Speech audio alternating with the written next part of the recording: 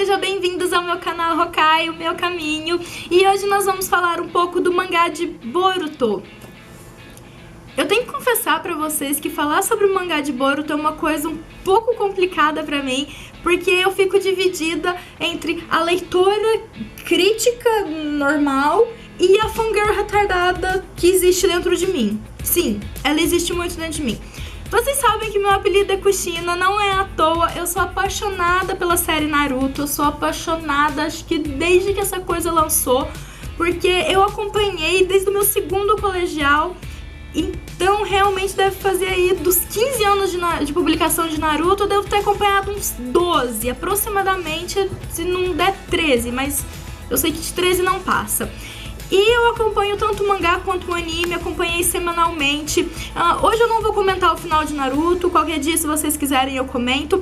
Mas o que acontece, que é o que está acontecendo muito com, acho que tudo no universo hoje em dia, são essas continuações. Eu não sei se o mundo tá passando por uma crise criativa, mas a capacidade das pessoas de criarem novos universos bons e que chamem atenção e que fazem sucesso tá meio que sendo minada. Então o que Hollywood tá apelando, e agora também a Toei Animation e de editoras e diretores e não sei o que, todo mundo tá apelando para as continuações. Muito bem, Boruto não fugiu, né, dessa realidade. O universo Shinobi, né, o universo dos ninjas de Naruto não fugiu dessa crise criativa. Nós temos então aqui o Naruto Gaiden, que foi o mangá, vamos dizer assim, o último compilado de histórias lançados com a mão total do Masashi Kishimoto, digamos assim, com somente ele na produção, roteiro e arte. E a partir daí nós tivemos o lançamento do filme Boruto. E agora nós temos o mangá que está sendo chamado Boruto Naruto Next Generation. Então a nova geração do universo Naruto. Ele está sendo roteirizado pelo Ukio Kodachi e está sendo ilustrado pelo Mikio Ikemoto. Tá tendo a supervisão do Masashi Kishimoto, o que é ótimo, porque eu acho que essa supervisão do autor ela é sempre importante. Nós temos aí vários outros autores que também digamos assim, usufruem dessa estrutura de produção, né, que você tem uma produção talvez mais rápida, mais dinâmica, e você como autor, criador da obra, consegue descansar um pouco mais. Quem é clássico em fazer isso é o Kurumada, então o Kurumada adora delegar serviço e, convenhamos, às vezes a galera faz um serviço melhor do que ele, vide Cavaleiro Zodíaco Lost Canvas. Quem acompanha o VideoQuest sabe que o Leonardo Kitsune tem uma opinião completamente diferente dessa minha, ele é super a favor do Next Dimension. Eu ainda não li o Next Dimension, mas o pouco que eu vi das reviews, das sinopses, digamos assim, que o Lost Canvas ainda tá ganhando, né? Mas o vídeo não é sobre o Cavaleiro Zodíaco.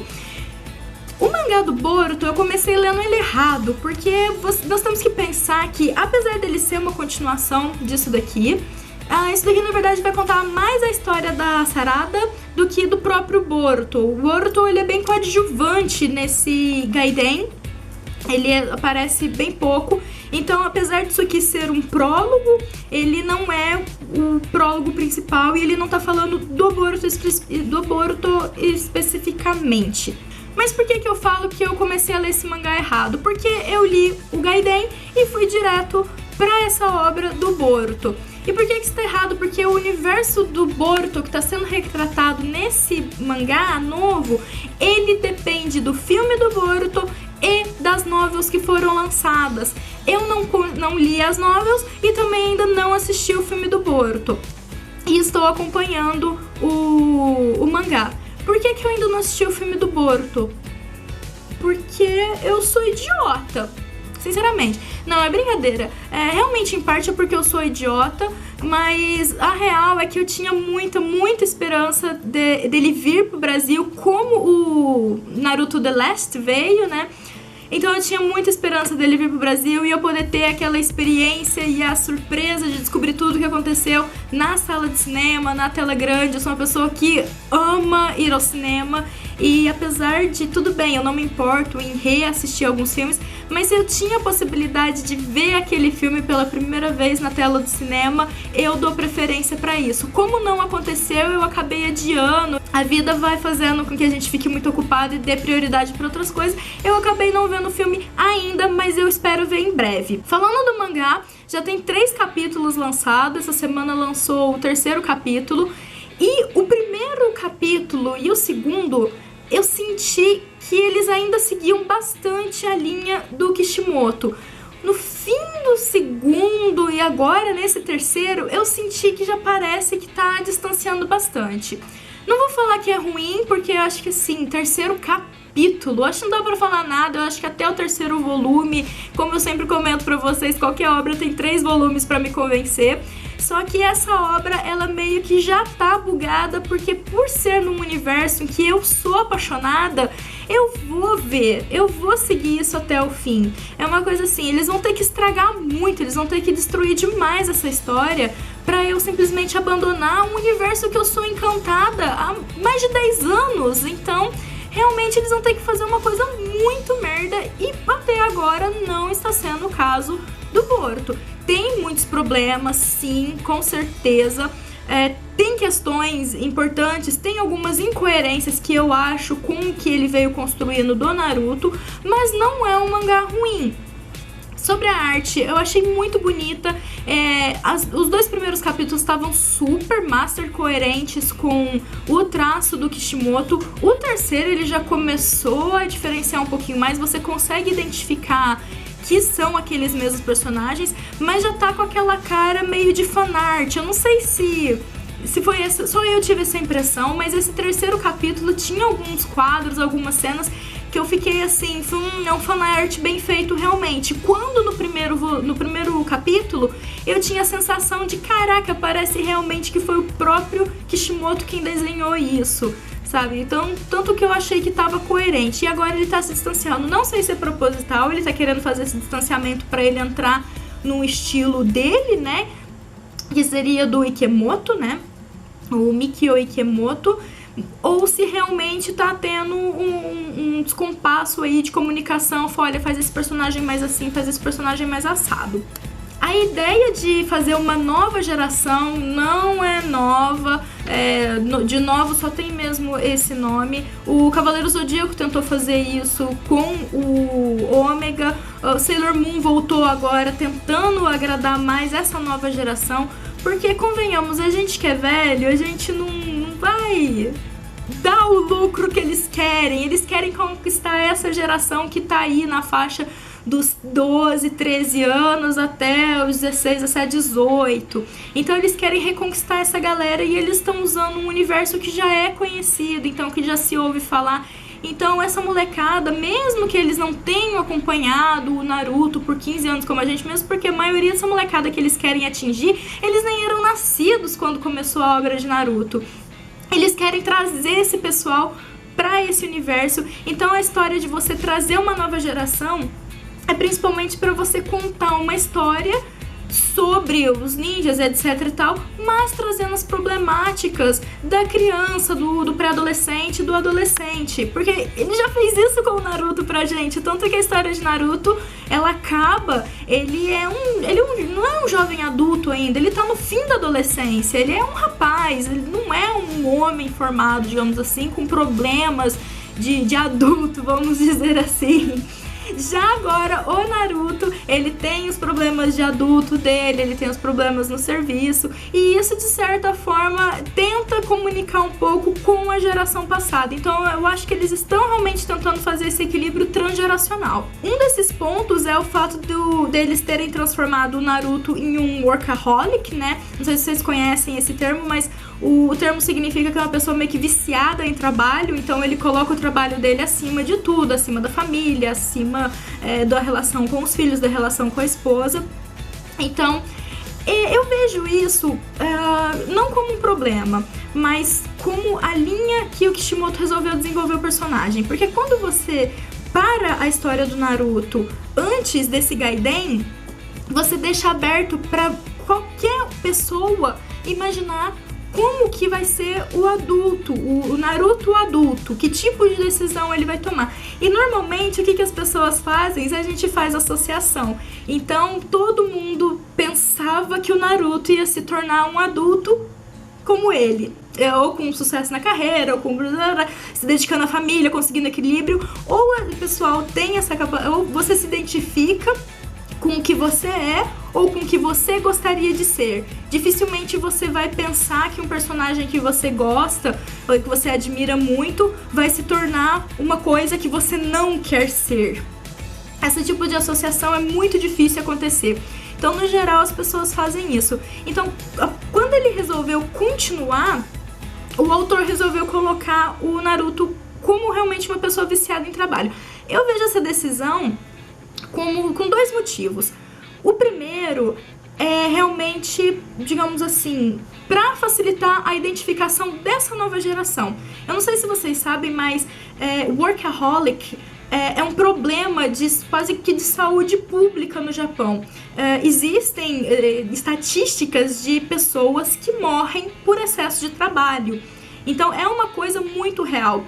E isso facilita um pouco, é mais um dos vários canais de identificação daquela criança que tá com 12, 13 anos com o Boruto. Por quê? As chances dela ter um pai que vive para o trabalho é muito alta, principalmente quando a gente pensa em Japão, que é realmente uma cultura diferenciada e que tem uma dedicação ao trabalho muito mais alta do que aqui no Brasil, por exemplo. As nossas leis são muito mais rígidas com questões de excesso de trabalho, de horas, não são tão rígidas lá no Japão.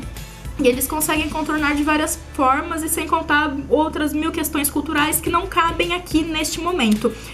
Então eu acho que um dos motivos da decisão de colocar o Naruto como uma pessoa completamente centrada no trabalho foi esse. Para essa identificação transgeracional, você é um garoto, que você está lendo esse livro, é um garoto que o pai também está sempre no trabalho e não reconhece, não olha e não participa ativamente da vida dele. A outra motivo que eu levanto, aí já é uma viagem louca da minha parte, acho que talvez seja um pouco difícil vocês entenderem, mas eu fiz uma análise, isso é uma coisa, gente, pelo amor de Deus, completamente minha, que eu tô compartilhando com vocês, é uma ideia muito viajada mesmo, então tentem acompanhar a minha linha de raciocínio, que seria a questão de o que é ser um pai para o Naruto. Fato é que o Naruto ele nunca teve uma figura paterna presente, tirando o Jiraiya quando ele já era adolescente. E mesmo assim, já foi tardia, então ele já tinha sua construção psíquica pronta quando essa figura paterna apareceu. O Iruka, ele tentou suprir um pouco essa figura paterna, mas isso também, ele já era um garoto, ele já estava mais ou menos crescido, mas durante a sua infância ele não teve essa figura do pai. Então eu acho que o próprio Naruto, ele não tem muita noção do que é ser um pai. O pai dele, o que foi o grande feito do pai dele? O pai dele morreu pela missão. Então você colocar a missão, você colocar o trabalho, que é o trabalho do ninja, são as missões, você colocar isso acima de qualquer coisa é o normal pra ele, é o que ele aprendeu e o que ele aceitou, porque ele perdoou o pai e perdoou a mãe por eles terem morrido em nome da missão, pra proteger a vila, pra fazer uma coisa maior. Em nenhum momento ele, teve a cena de que ele ficou irritado com o Minato, que ele acaba batendo no Minato, ele recebe ele com um soco, mas no final ele perdoa. E isso, quer queira ou não, acaba fazendo parte da construção psíquica do personagem. Então pra ele, você colocar a missão, você colocar o trabalho acima de tudo, é o correto. Eu acho que ele nunca teve um modelo em que isso não foi feito. Mesmo o próprio Jiraiya, ele morre também em nome da missão, ele o abandona em nome da missão, e ele conhece o Jiraiya sempre nesse contexto de trabalho, eles estão sempre trabalhando juntos. Então tem, lógico, aquela relação um pouco paterna entre eles, mas se você for olhar de uma forma macro mesmo, eles estão sempre no trabalho, eles estão juntos, não porque eles querem ficar juntos, assim, lógico que eles querem ficar juntos, mas eles estão juntos porque o Naruto precisa treinar e ficar mais forte, e o Jiraiya é um mestre, então ele tá ali pra passar o conhecimento dele. Não é aquela relação de pai e filho, não tem o vínculo fundamental. E isso acaba, lógico, interferindo na construção da psique do personagem. Isso, gente, que nem eu falei, é uma viagem minha, é uma ideia minha. É uma coisa que, assim, talvez eu realmente seja o meu lado fangirl tentando justificar as decisões do autor, sabe? Mas eu, sinceramente, eu não consigo pensar o personagem Naruto como uma pessoa diferente disso. Eu imagino que ele tenha tido os momentos como, por exemplo, antes dele se tornar Hokage, enquanto o Kakashi era Hokage, ele tinha missões específicas, que ele tinha uma missão de tal dia a tal dia, ele tinha um período de descanso, tinha outra missão, período de descanso. Então, nesses períodos de descanso, ele conseguia ser um pai presente, que eu acho que são aquelas cenas que a gente adora ver, que aparece um pouco no filme, dele tendo uma interação mais espontânea com os filhos. A partir do momento que ele se torna Hokage, é um trabalho de 24 horas. Não é mais alguém tá dando a missão pra ele. Ele é a missão o tempo todo. Ele tem que estar cuidando de tudo o tempo todo. Não tem mais, digamos assim, uma ordem de cima. Ele é a ordem de cima, então ele tem que cuidar de todo mundo, todos os serviços e tudo depende dele. Então ele acaba tomando essa coisa de 24 horas. Isso é uma coisa que eu acho que faz parte do personagem. Desde que ele foi construído, ele é alguém que quer abraçar todo mundo, que ele quer proteger todo mundo. Por isso eu não consigo ver realmente a construção, ele sendo outra coisa, ele sendo, sei lá, tipo, ele deixando de fazer alguma coisa importante no escritório pra, sei lá, passear com o Boruto, ou mesmo treinar o Boruto, digamos assim, tem outras pessoas pra treinar ele, eu preciso cuidar disso porque isso aqui tem que ser eu, e isso aqui era o sonho da minha vida. Então tem todas essas questões premiadas. Mas, por fim, eu acho que o mais importante é a gente entender que esse mangá agora vai contar a história do crescimento do Boruto.